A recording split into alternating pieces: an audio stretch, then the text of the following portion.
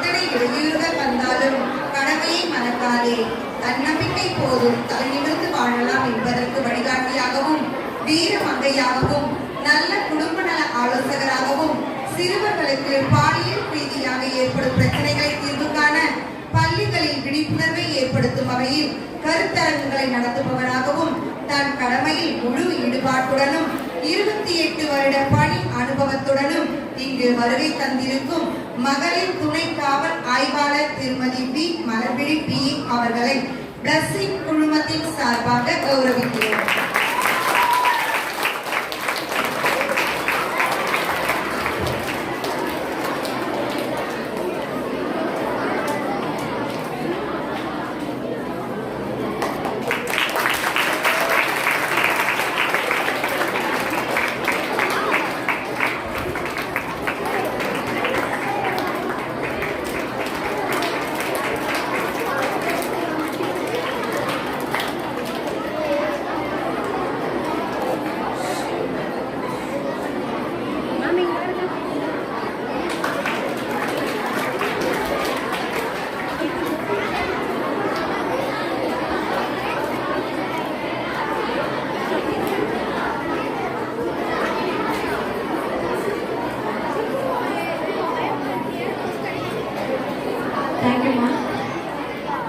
எவரை மறந்தாலும் கடவுளை மறவாதே, எதனை இழந்தாலும் நம்பிக்கையை இழக்காதே என்பதற்கேற்ப தன்னுடைய உடல் அதிகம் பாதிக்கப்பட்டாலும் இறை நம்பிக்கையாலும் தன்னம்பிக்கையாலும் பணியின் மீது தான் கொண்ட ஈடுபாட்டாலும் தனக்கு செய்யப்பட்ட அறுவை சிகிச்சைக்கு பிறகும் தனது உடல்நலனை பெரிதாக கருதாமல் மாணவர்கள் நலனை கருத்தில் கொண்டு கடவுளின் அருளால் 16 வருட அனுபவத்துடன் தனது சேவையை மீண்டும் செய்து கொண்டிருக்கும் திருமதி NTS ரத்தினக்கொடி அவர்களை பிளஸிங்ஸ் குழுமத்தின் சார்பாக கௌரவிக்கிறோம்.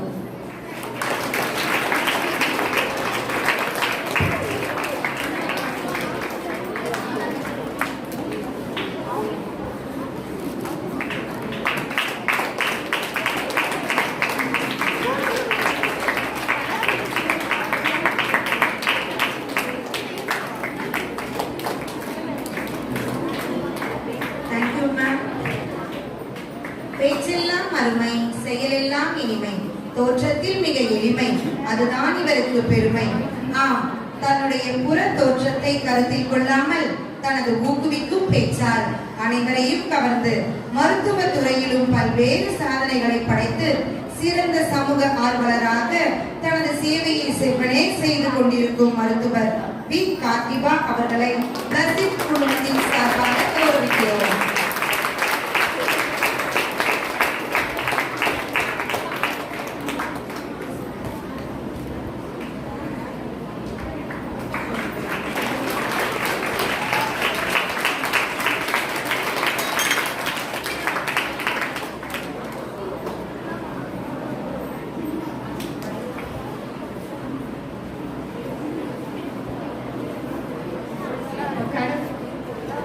கடந்த 3 ஆண்டுகளாக வந்து இந்த பிளஸிங்ஸ் அச்சீவர்ஸ் அவார்டு கொடுத்துட்டு இருக்கோம். எப்பயுமே அன்சங் ஹீரோஸ்னுவாங்க. நிறைய பேருக்கு ஒரு பாப்பா இன்டர்வியூல சொல்றா, நாங்க அவார்டை வாங்கிட்டு போனா எனக்கு வீட்டில் வைக்கிறதுக்கு இடம் இல்லை அப்படின்றாங்க. அப்படிலாம் நிறைய பேர் எல்லாருக்குமே வழக்கமா கொடுக்குறவங்க இல்லாம யாரையாவது தேடி கொடுக்கணும் அப்படின்றதுல நாங்க கொஞ்சம் முனைப்பா இருக்கோம். இந்த வருஷம் எங்களுக்கு 3 ஜெம்ஸ் கிடைச்சிருக்காங்க. வருஷம் போலீஸ் ஃபீல்ட்ல இருந்து ஒருத்தங்க நாங்கள் செலக்ட் பண்ணுவோம்.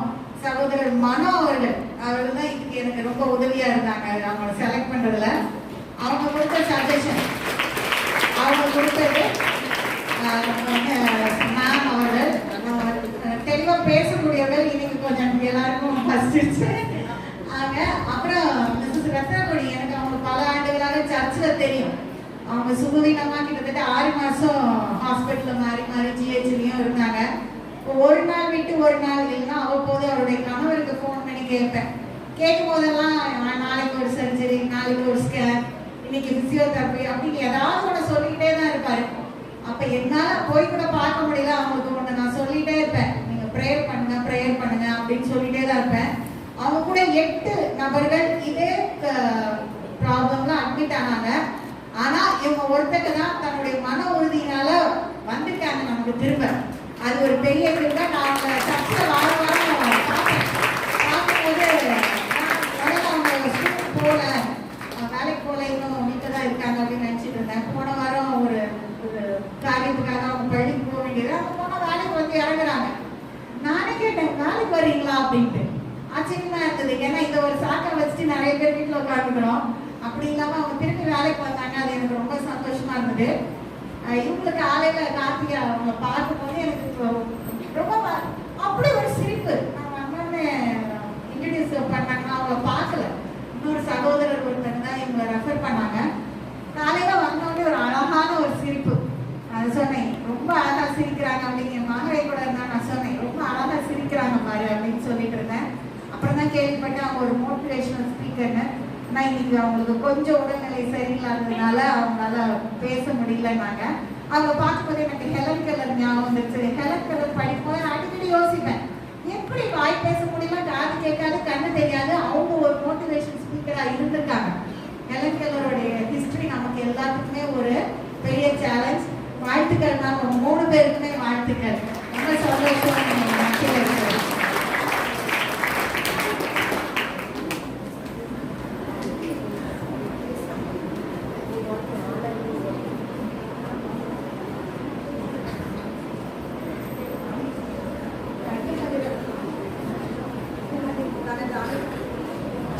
திருமதி ரத்னகுடி அவர்கள் கொஞ்சம் அவங்க அனுபவத்தை ஷேர் பண்ண வந்திருக்கிறாங்க. சிஸ்டர் வாங்கிச்சு வாங்க.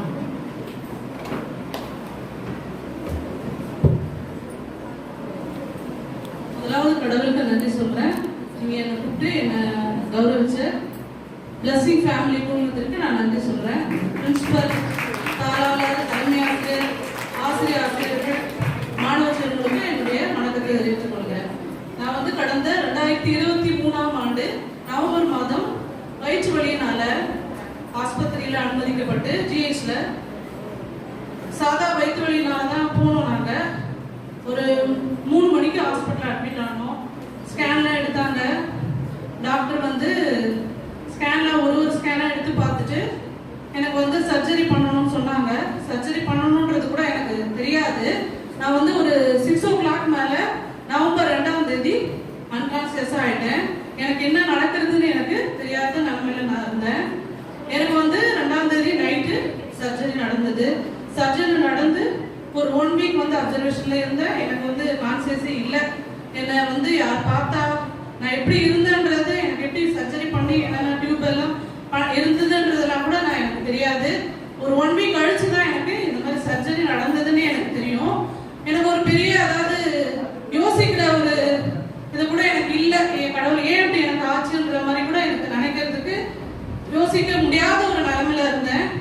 எனக்கு வந்து அப்போ கடவுள்கிட்ட ஏசுப்பா, நீ எனக்கு ஏன் மட்டும் ஏன் இந்த நிலைமை அப்படின்றது நான் யோசிச்சு நான் பெரும் அழ கூட இல்லை. நான் என்னை வந்து என்னுடைய சகோதரர்கள் எல்லாருமே, சர்ச் மெம்பர்ஸ் எல்லாரும் என்னை வந்து பார்த்தாங்க.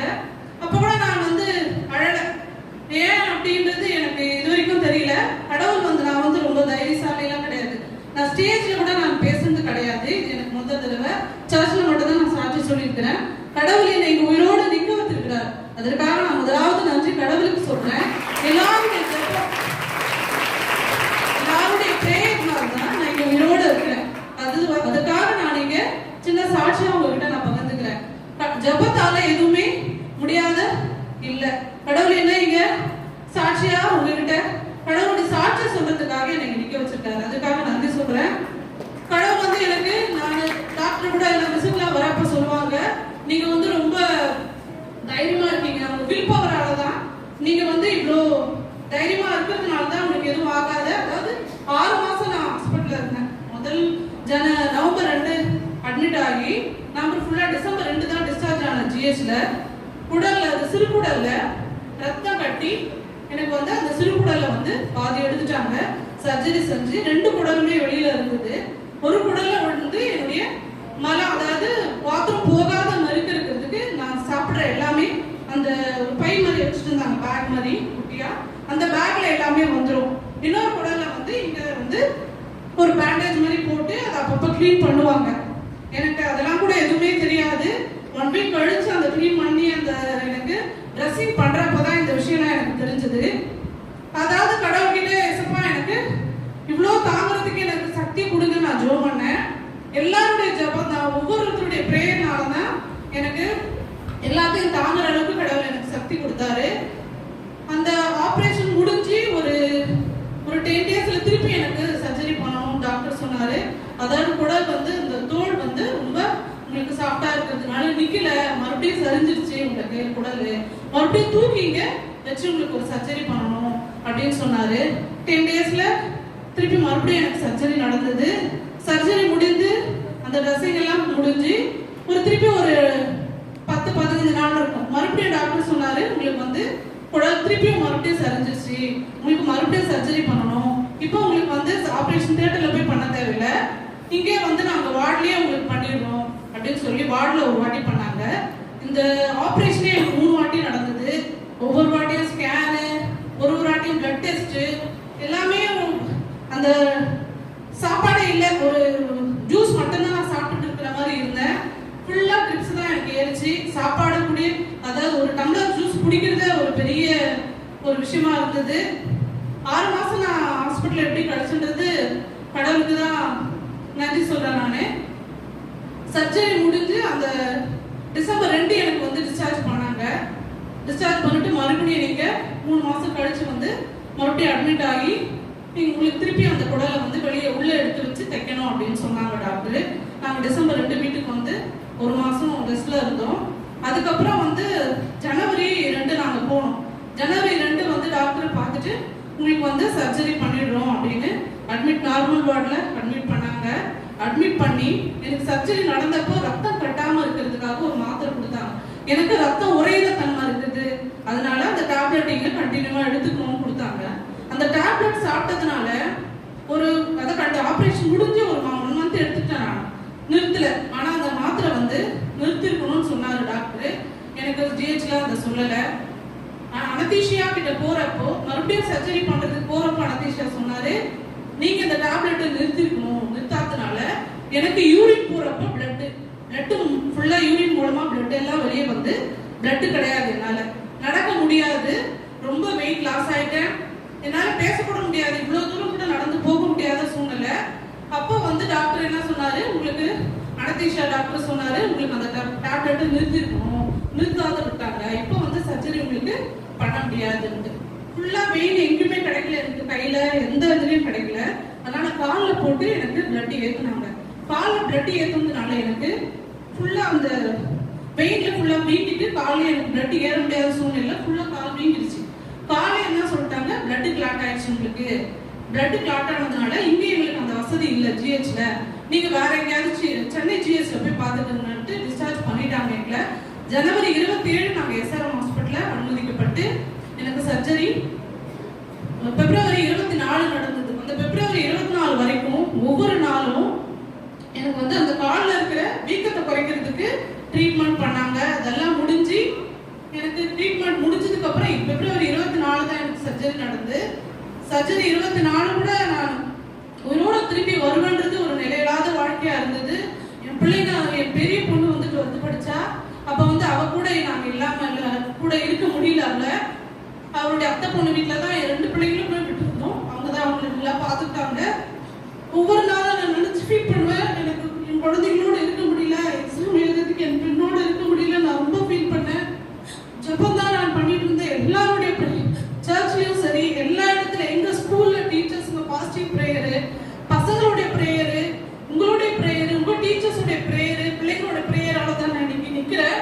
கடவுள் எனக்கு இவ்வளவு பெரிய காரியத்தை செஞ்சிருக்கிறாரு. மறுபடியும் பிப்ரவரி 24 சர்ஜரி முடிந்து நான் வந்து மார்ச் 17 நானே டிஸ்சார்ஜ் வாங்கிட்டு வந்துட்டேன். என்னால இதுக்கு போல அந்த ஹாஸ்பிட்டல் இருக்க முடியல. மென்டல் டார்ச்சர், அதாவது ஹாஸ்பிட்டல் ஊசி இன்ஜெக்ஷனே பார்த்து எனக்கு ரொம்ப வெறுத்து போச்சு.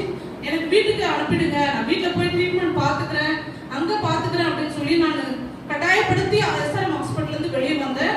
வந்து கூட நான் 1 மாசம் வீட்டுல இருக்கிறப்ப எனக்கு நிறைய ப்ராப்ளம், மோஷன் போக முடியாத ப்ராப்ளம், சாப்பாடு ஏத்துக்காது. எனக்கு ஒரு டம்ளர் ஜூஸை குடிச்சா கூட அது என்னால இருக்காது. கொஞ்ச நேரத்திலேயே அதை வாமிட் பண்ணிடுவேன். அப்படிலாம் இருந்தது. ஏப்ரல் மந்த்துக்கு அப்புறம் தான் நான் நார்மலா சாப்பிட ஆரம்பிச்சேன். சாப்பிட்டு நான் ஏப்ரல்லே எனக்கு வந்து லீவு ரொம்ப 6 மாசம் எடுத்துட்டேன். நான் 6 மாசம் மெடிக்கல் லீவ்ல இருந்ததுனால கவர்மெண்ட்ல வந்து 6 மாசத்துக்கு அப்புறம் லீவ் எடுத்தா வந்து நான் மெடிக்கல் போர்டுக்கு ரிப்போர்ட் பண்ணணும்ன்றதுனால சரி நீங்க வந்து ஹெச்எம் சொன்னாங்க. எல்லா டீச்சர்ஸுமே எனக்கு வந்து ரொம்ப அனுசரணையா நடந்துட்டாங்க என்னுடைய விஷயத்துல. ஏன்னா நான் வந்து ஒரு சாட்டர்டே கூட வீட்டுல இருக்க மாட்டேன். வீட்டுல வந்து எல்லா வேலையும் ஸ்கூல் வேலையெல்லாம் வீட்டுல தான் வந்து மோஸ்ட்லி வீட்டுல தான் செய்வேன். அதனால ஹெச்எம்மும் மற்ற டீச்சர்ஸுமே சொன்னாங்க இவங்க வந்து லீவ் எடுக்க மாட்டாங்க அனாவசியமா, அதனால நீங்க கண்டிப்பா உங்களுக்கு லீவ் கொடுங்கன்ட்டு நான் ஒரு நாள் விட்டு ஒரு நாள் போய் ஸ்கூல்ல சைன் பண்ணிட்டு வீட்டுக்கு வந்து இருப்பேன். ஏப்ரல் அப்புறம் என்ன சொன்னாங்க, நீ முடிஞ்சனா வீட்லயே உனக்கு இருந்தா ரொம்ப ப்ரெஷர் அதிகமாயிடும், யோசிக்கிற தன்மை அதிகமாயிடும், அதனால நீ முடிஞ்ச அளவுக்கு ஸ்கூலுக்கு வந்து போகாம முடியுமா பாருங்கன்னாங்க. என்னால முடிஞ்சது ஒரு ஹாஃப் டே இருந்தேன். அதுக்கப்புறம் ஒரு ஃபுல் டே இருக்கிற மாதிரி இப்ப நார்மலா இருக்கிற மாதிரி எனக்கு கடவுள் இவ்வளோ ஒரு பெரிய காரியத்தை செஞ்சிருக்கிறாரு. நாம் நிற்பதும் நிர்மூலம்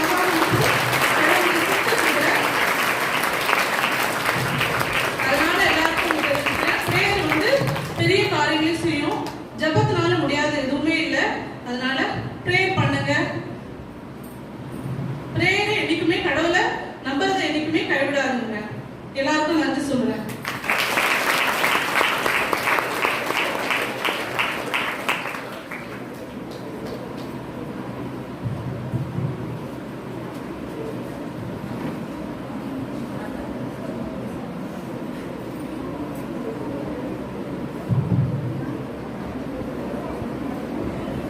It is a blessed time and I feel very pleasure to honor our ma'am. Since by her cheerful prayers, correspondent ma'am, Mrs. Emma Thomas. Ma'am, we request you to come here. You are the pillar of this institution. And her cheerful prayers, she assured us.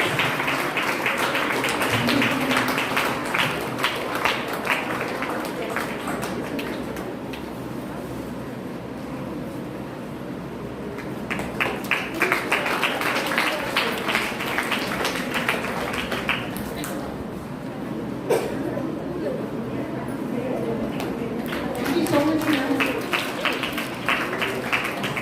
Our blessed school has 2 eyes, beautiful eyes. One is Sophia ma'am and another one is Kirpa ma'am.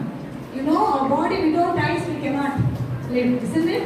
The same way, our eminent personalities with overall talents and seeing her leadership, our state government awarded her as a best teacher in 2024. Really, ma'am, we feel very proud of you to have you as our best principal and you're leading us in a wonderful way.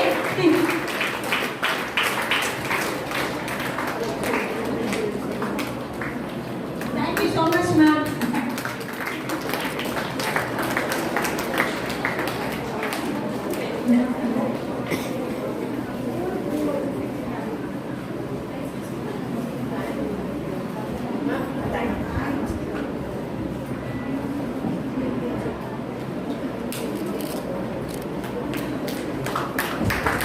Thank you, ma'am. Next, I'd like to honor our principal, ma'am. HM, ma'am, Mrs. Polly Stephen. Please come, ma'am.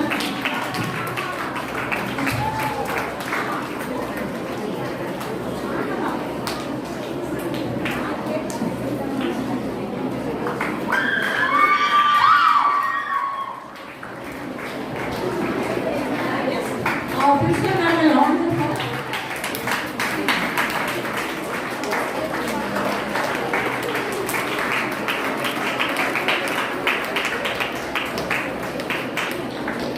Thank you so much for that. She is the HM of our HM.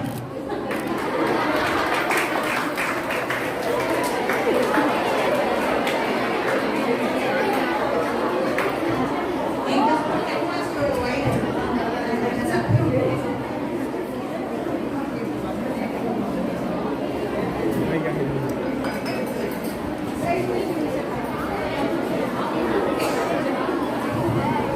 Thank you, ma'am. மாணவர்கள் தங்களது தனித்திறன்களை தற்போது தங்கள் கண்ணில் நிகழ்த்தி வருகின்றனர். Ashika. Empowered women, empower a better world. We celebrate Women's Day on 8th March every year, a reminder of strength, resilience and achievements of women worldwide. Women empowerment means giving women equal opportunities, rights and respect in all aspects of life, education, work and leadership. Throughout history, women have broken barriers and proven that they can achieve anything. But challenges still exist. Empowerment is not just about words. It requires action, supporting education, ensuring equal pay and breaking stereotypes. Strong, smart and simply awesome. That's a woman. Thank you.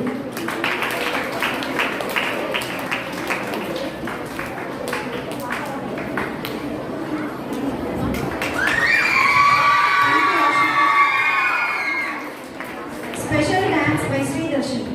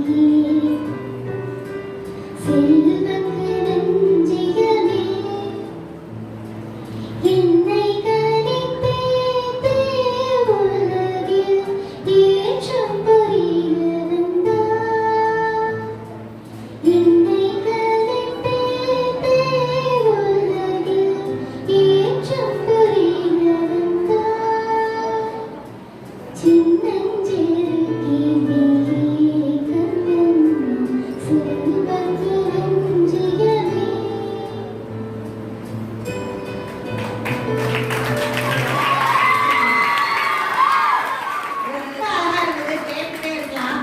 ஆனா கொஞ்ச நேரம் எங்க அம்மா பக்கத்துல உட்காந்து அவங்களுக்கு ஒரு சின்ன குறை, மனோ ஒய்ஃபு மனோவை பத்தி எதுவுமே சொல்லலைன்னு. ஆனா அவங்க சர்ச்சில் 1ஆம் தேதி சாட்சி சொல்லும் போது அவங்க சொன்னாங்க, என்னுடைய கணவர் தான் என் கூடவே இருந்து எந்த அருவருப்பும் பார்க்காம எனக்கு எல்லாமே செய்தாரு அப்படின்ட்டு சொன்னாங்க. அவங்க இங்க என்னமோ தெரியல, மனோவை மறந்துட்டாங்க. பட் இன்னொன்று, மனோவை அவங்க ரத்னக்கோடி ஹாஸ்பிட்டலில் இருக்கும்போது நாங்கள் பார்க்கும் போதெல்லாம் ஆதிவாசி மாதிரியே இருக்காரு. நான் சொன்னேன், நீ அப்பா ஆதிவாசி மாதிரியே இருக்க, ஒழுங்கா ட்ரெஸ் பண்ண மாட்டாங்க, தலை சீவ மாட்டாங்க. ரத்னக்கோடி வீட்டுக்கு வந்தோடனே மனோ ஒரு மறுபடியும் மிஸ்டர் மெட்ராஸ் ஆயிட்டாரு. அவர் பாடி பில்டர், அது தனி கதை. ஓகே, அது வந்து அவங்க ஒரு வீட்டில் ஒரு பெண் நலமோட சந்தோஷமா இருந்தாதான் ஆண்களும் நலமுடன் இருப்பாங்க அப்படின்றதுக்கு கண்ணால நான் பார்த்த ஒரு சாட்சி மனோ.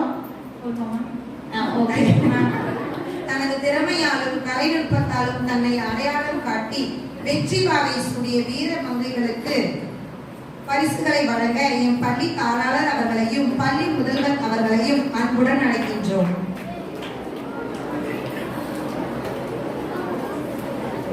Prize distribution for food display.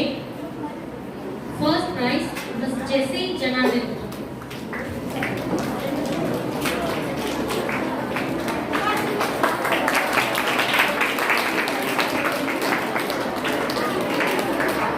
Second prize, Ms. Abhirami. Third prize, Ms. Sasikala.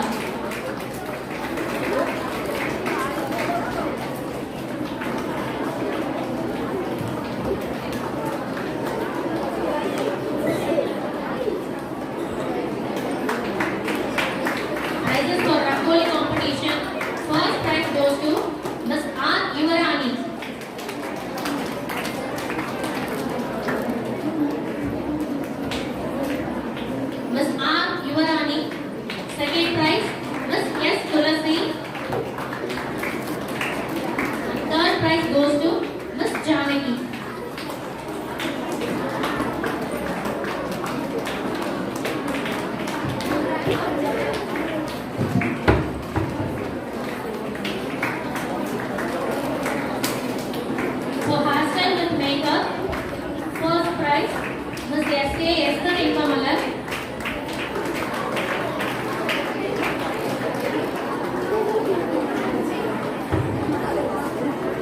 Second prize, Ms. B. Prema.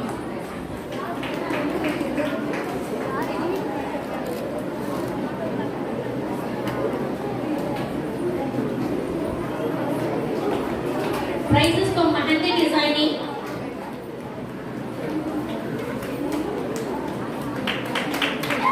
First prize,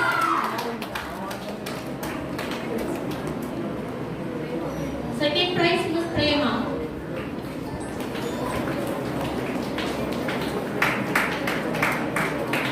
Mahandi Designing, Ms. Yuvarani. First place goes to Ms. Yuvarani for Mahandi Designing. Second prize for Ms. Shiva Shakti for Mahandi Designing.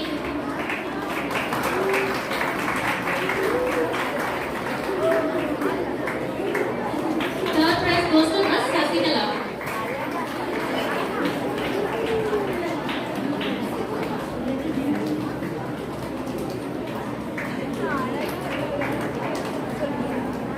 Next competition is art from waste. First prize goes to Ms. A.R. Sridevi.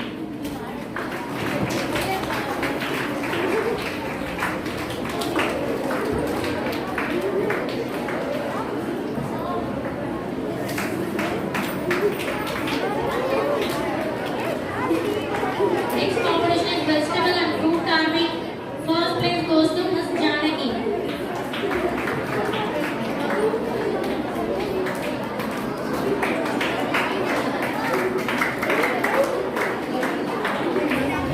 Talent show. First prize goes to Ms. M. Lenika Priya.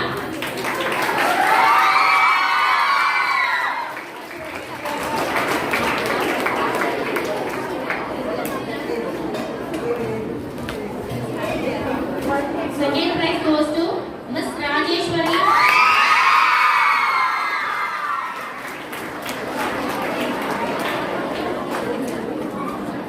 Third prize to Ms. Epsiba.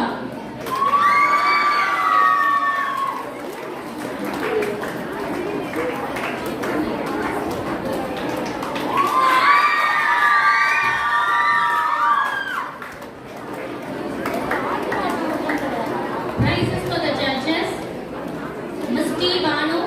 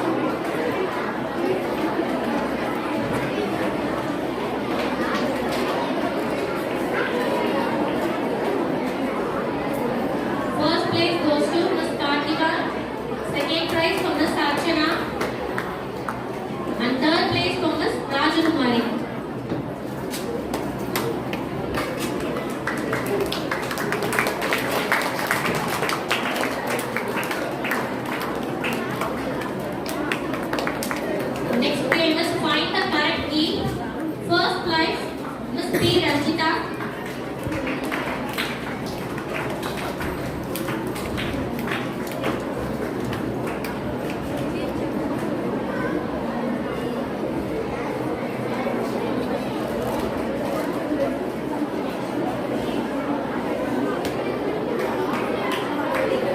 Find the correct team. The first place goes to Miss P. Ranjita. Second place goes to Miss Banu and Miss Jessie. Third place, Miss Kalpana.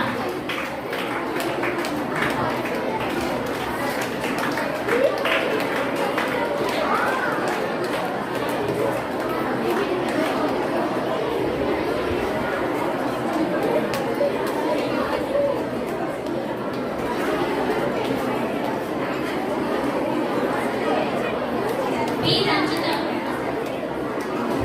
Second place, Miss Banu and Miss Jessie. And third place, Miss Kalpana.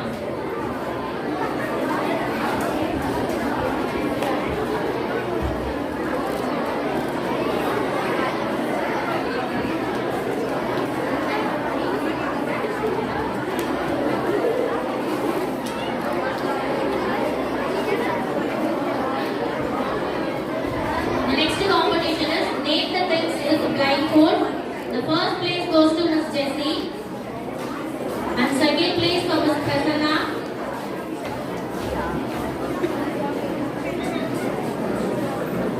Third place for Miss Saraswati.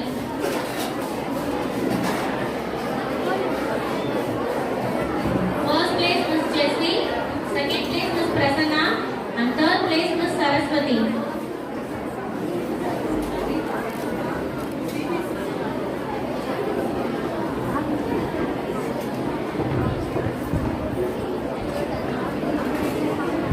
Next competition is pulling the tumbler with water. The first place goes to Miss Revati.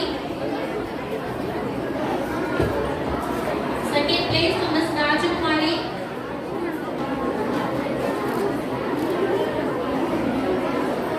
Third place goes to Miss Nandini.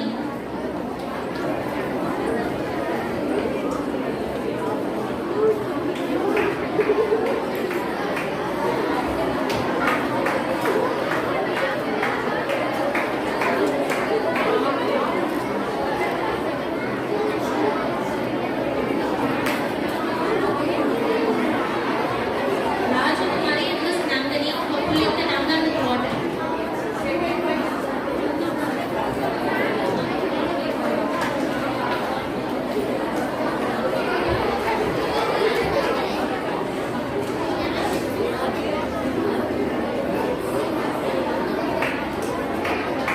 Eat the bun with folded hands. Miss Revati Priya first place.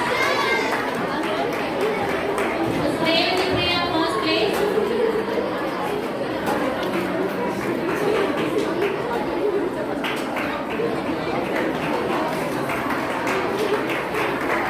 Second place to Miss Prasanna.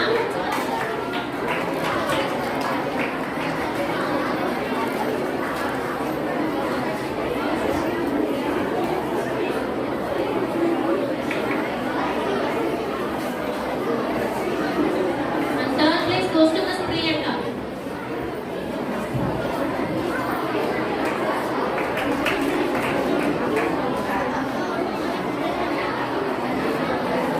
Next competition is thread and needle. First place goes to Miss Aruljyoti.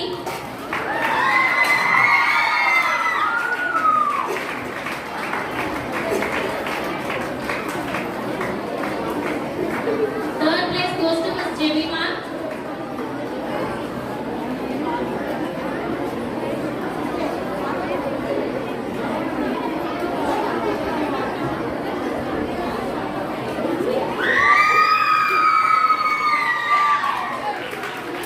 Both balanced in the race. First place goes to Miss Saraswati. Second prize for Miss Rajakumari.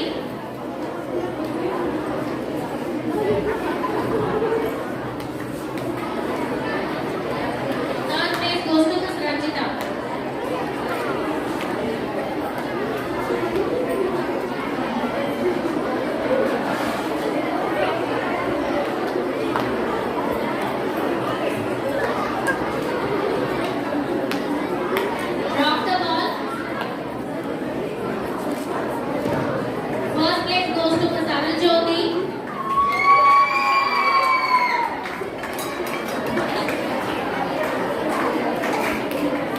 Second place Ms. Rajakumari.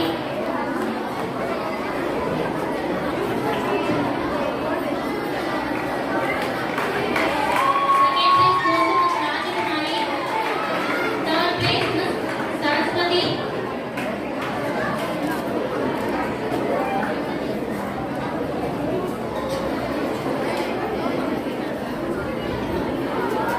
Next competition is balloon and cup challenging. First place goes to Ms. Josephine.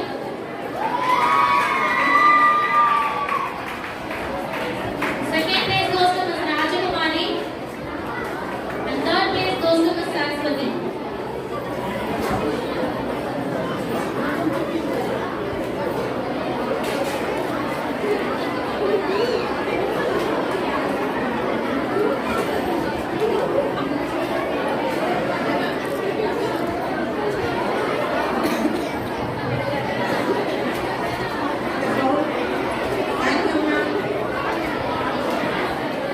இப்ப ரெண்டு special price இருக்குமா? ஸ்வீட்ல ஸ்வீட்டா பாட்டா ஸ்வீட்ல ஒரு சின்ன price.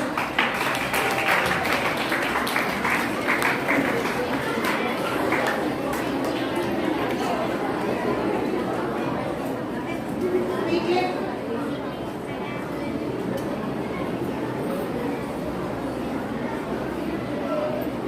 Second ராணிமா. ராணிமா special prize. Special price.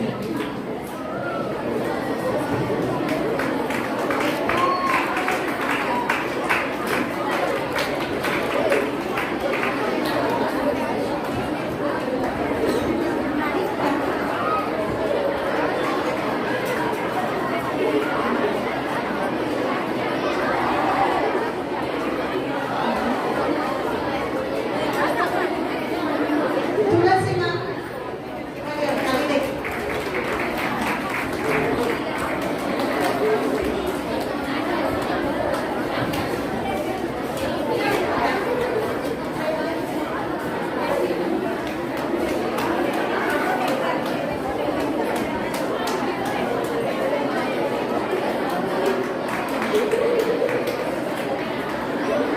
Ice cream பெரிய ஒரே ஒரு பிரைஸ். அந்த சின்ன சின்ன கிளிக்கு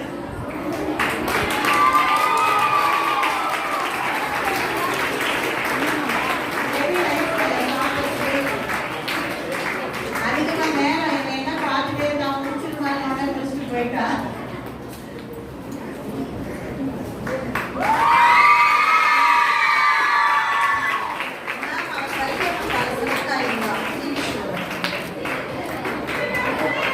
தேங்க்யூ மேம். இப்போ ஒரே ஒரு ஐடியா மேம் ஒரு கவிதை ரீட் பண்ண போறாங்க. அந்த கவிதையை எழுதினவங்க இங்கதான் இருக்காங்க. அதை நீங்க கரெக்டா சொல்லிட்டீங்கன்னா அந்த கவிதை எழுதினவங்க உங்களுக்கு பிரைஸ் தருவாங்க. ஓகே? பெண் பிள்ளைகளை பெற்று தோற்றவர் யார்? ஆண் பிள்ளை சிங்கம் என்பார், பெண் சிங்கத்தின் பலம் தெரியாது. ரெண்டு வரி படிக்கிறதுக்குள்ளவே நீங்க கண்டுபிடிச்சீங்கன்னா பாருங்க. கருவறையில் சுமந்த அவளை கருவறையில் வைத்து பூஜிப்பது நன்றுதான். ஆனால் வாழ்நாள் முழுவதும் சமையல் அறையில் பூட்ட நினைப்பது ஏன்? நதிக்கு பெயர் வைக்க பெண் தேவை, சதிக்கு தீ மூட்ட பெண் தேவை, விதிக்கு விலங்கிடவும் பெண் தேவை, நீதிக்கு சிலை செய்யவும் பெண் ஒருத்திதான் தேவை. ஆனால் திதிக்கு தேவையில்லையாம் பெண். தந்தி வாட்ஸ்அப் ஆனது, தொலைபேசி அலைபேசி ஆனது, புகைவண்டி மின்சார ரயிலானது, குழாய் ஸ்பீக்கர் டால்பி அட்மாஸ் ஆனது, தோசை பீட்சா ஆனது, அறுவை சிகிச்சை எண்டோஸ்கோபி ஆனது, பள்ளி வகுப்பறைகள் கூட கூகுள் வகுப்பறைகள் ஆனது. ஆனால் மாதவிடாய் பெறும் பெண் மட்டும் இன்னும் தீட்டுதானே? ஆம், உன் சிந்தையில் தான் தீட்டு. ஒரு பெண்ணை பாதுகாப்பதுதான் ஒரு ஆணின் பிரதான கடமை. வேலையே பயிரை மேய்வது சாத்தியம்தானோ? குதிரை சக்தி கொண்ட பெண்ணை கடிவாளம் போட்டு அடக்காமல் விடுவித்து பாருங்கள், எழுவாள் அவள் பிகாசஸ் போல் நட்சத்திரமாக ஜொலிக்கிறார். நீங்க எல்லாரும் கண்டுபிடிச்ச மாதிரி இது நம்ம பிரின்சிபல் மேம் என் பேனாவின் வீழ்சை அப்படின்ற கவிதை தொகுப்புல எழுதின கவிதை. நம்ம எல்லாரும் அவங்களுக்கு ஒரு பெரிய கரகோஷத்தை நம்மளுடைய நன்றியா தெரியும்.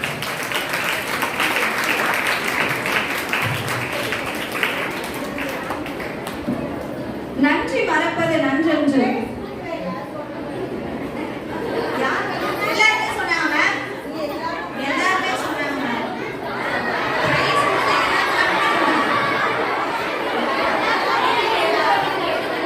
கவிதை எழுதுறவங்க பிரைஸ் கொடுக்கலாம்.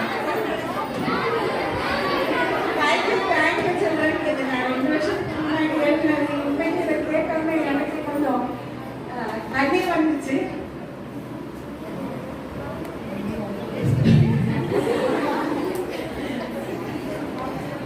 அதாவது கண்ணீர் வர்றது காரணம் நான் கூட இப்படி யாரை எழுதியிருக்கேன். வேற ஒரு எமோஷன் கிடையாது. இது நம்ம எழுதுறது தானா அப்படின்ட்டு தோட்டத்தில் வந்து இதுதான். எனவே தேங்க்யூ. நான் இன்னும் 3 புக்ஸ் எழுதியிருக்கிறேன். காட்ஸ் கிரேஸ் அதை கம்பைல் பண்ணிட்டேன். 1 இயர் ஆயிட்டு அது பிரிண்டிங் லெவலில் இருக்குது. அதை வெளியிடும் போது உங்களுடைய ஆதரவு எனக்கு தேவை. வாங்கலை. நான் ஆக்சுவலாக நான் இதை வந்து சேல்ஸ் மோட்டிவ்ல நான் எழுதுறதில்லை. நான் சொல்லும்போது கூட கிஃப்டாக கொடுக்கணும் தான் எழுதியிருக்கேன். இந்த